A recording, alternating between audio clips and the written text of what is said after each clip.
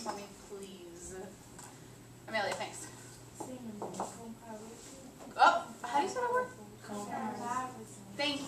Comparison is there's no such thing in English, but yes, comparison. Good. Comparison between two unlike things using like or as an indirect comparison. So let's hear some of your examples for that pattern. The first one says the trees moved like. I'd like to hear some examples. What did you write? You guys, seriously, my first period, I had like 10 or 15 hands in the air. I'm like always talking about how great this class is. You better not. You better not. Okay, so I see more hands. Michael, tell me what you put.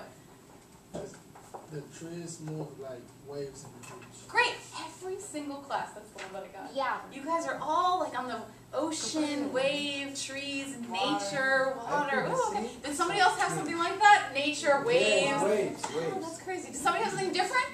What did you put?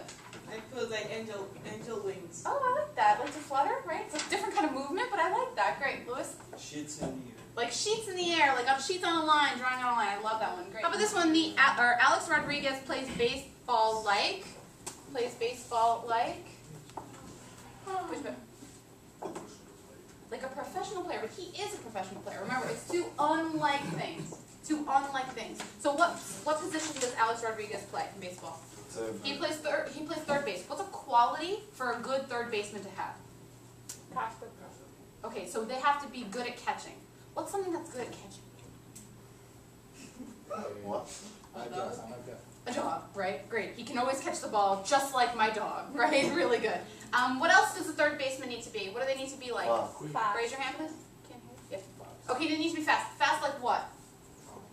Like a horse, right? Like he can move like a horse or like a tiger or something like that, right? Alex Rodriguez is as fast as a tiger, fast as a horse. Right? So we're going to talk about how now we would analyze similes when we find them in literature, because writing them is fun. Finding them is also fun in literature because usually there's not just one reason why an author chooses to make the comparison that they do, okay? So I'm going to give you an example from a very short poem. It's only 2 lines, okay? It's called The Base Stealer. So I'm going to read the poem. What I want you to do is, while I'm reading, underline the simile that you see in this short poem, okay? It's only 2 lines. He is positioned between going on and back, holds both ways tight, like a tightrope walker. So just in case you need a little help with the vocabulary here, this is what a tightrope walker is. So a tightrope walker is this guy. Who has the simile? What is it? Lisa left. Pull both ways tight like a dry Tightrope walker. Great, thank you. So let's think about this simile. We just wrote our own similes. Okay? In this simile, what is the subject of the simile? What is the author describing? What is he telling us about? And as I write, you're writing too, certainly. What is he describing? Not an easy question. Like the position that the figure needs to have in mind, like if they're in the base. He's not describing the position. What is the subject? You spell it? the way the baseball player moves. Close, but it's not the way. It's like like how the baseball player was. It was on the side to go or not to go. What's the subject of the sentence, grammatically? What is the grammatical subject of the sentence? Sam? What about Position. the author is describing his lack of confidence? Nope. Pause 1 second. Everybody stop where you are. What is the grammatical subject of this sentence? Yes? No. Yes? He. Which is whom? The baseball player. Baseball player, right? So what is the subject of this? The baseball player, the base stealer. We'll call him the base stealer, okay? So I'm going to write here base stealer. Now when I put ER at the end, that means the person, okay? Baseball stealer is the person who steals bases, okay? Makes sense, right? He's the player. So you were talking about the player. However, the subject of this sentence is not the way that he moves. It's not how he does something. It's him, himself, okay? How do I know that? Because the subject of the sentence is he. Now, in order for us to figure out why is this comparison being established, which is always our question, why is the author doing what they're doing? Let's forget about this for a second. Let's forget about this side for a second and only focus on this, okay? Tell me, what is a tightrope walker? Look at that picture. What are the qualities of being a tightrope walker? What is a tightrope walker like? Or what is that situation like that you see on the screen over there? Give me some adjectives to describe it. Well, like a dramatic moment where you have to be told. Great, so I'm going to put dramatic or tense. Okay, good. What else do we know about that situation over there? Yeah. Okay, it's risky, or what's another word for that? Dangerous. Thank you, dangerous. Leave it right there. I think this is a good list, okay? Now, if I am going to write a sentence that describes why the author makes this comparison, I'm going to have to look to these reasons to figure out which one is appropriate, which one seems to be the reason that the author is comparing these two things, okay?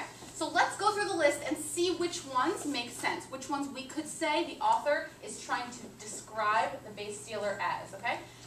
Does he compare them because this is a dramatic, intense situation? Yeah. Would you say that this is a dramatic, intense situation? No. Stealing a base. Anybody watch baseball? Yeah. You see a guy run off the base? Is that a dramatic or tense situation? Yes. Absolutely. When you watch baseball and you see a guy run off a base, you're like, ah, get back, get back, get back, right? You scream, or at least I do. I don't know about you guys. But that is definitely a tense moment.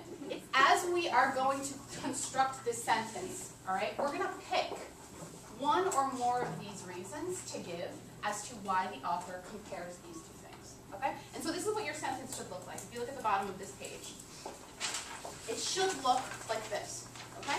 So I'm going to start the sentence with you and then you're going to finish it. What do I want to say about this author's choice to compare a base stealer to a tightrope walker? Which of these do you think the author meant in picking this simile to make? I want you to write it. Finish the sentence. Okay? Take 1 minute, finish your sentence. Let me remind you, the subject of this simile is about stealing bases. I don't want to see anything about the author tells us that life is about decisions. No, he's talking about baseball. He's not talking about life. Let's finish the sentence remembering that he is making a description or creating a description or describing a base stealer. Okay? So how am I going to finish that sentence? Michael? Okay. In the sense that the player has to be careful not to steal the base. Great.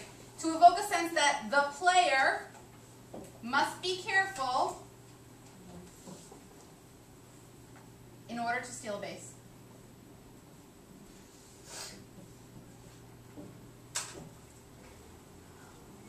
Why is he saying that base stealing is like walking on a tightrope? Because you have to be careful in order to steal a base. Read me yours. He should be careful, confident and careful about his function, because if he does, he may have undesired results. Great. He could lose the game. Okay? Or it could have undesired results. Good. Amelia, read me yours and then this last one. To show a sense that when you steal a base, you need to have a good body. Great. Done. Talking about baseball. In order to steal a base, you need to be balanced. See that guy? Was he balanced? Absolutely.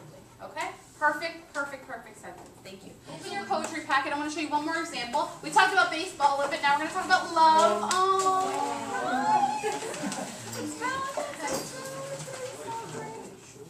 So, if we are going to write that same sentence that we wrote before, which ones of these make the most sense for us to focus on? Which ones are probably the reason why the author compares his love to a newly blossomed rose? Is it because they're both red? Do you think that one makes sense? No. Now let's keep crossing off the list. It is not wrong. It is a quality of a rose, but it's probably not the reason that they're drawing that comparison. Is it because they're both beautiful? Yes. That makes a lot of sense. I'm going to keep that on the list. How about, is it because they're both fragile? Yes. Could be, right? It's going to depend on the rest of the poem, but for right now we're going to hold on to that one. What about delicate? Yes. Absolutely. How about smells good? Probably not. What does your love smell like? I don't want to know. So, good. So we know that it has to be among these things, okay? So you're going to create your sentence in the same way.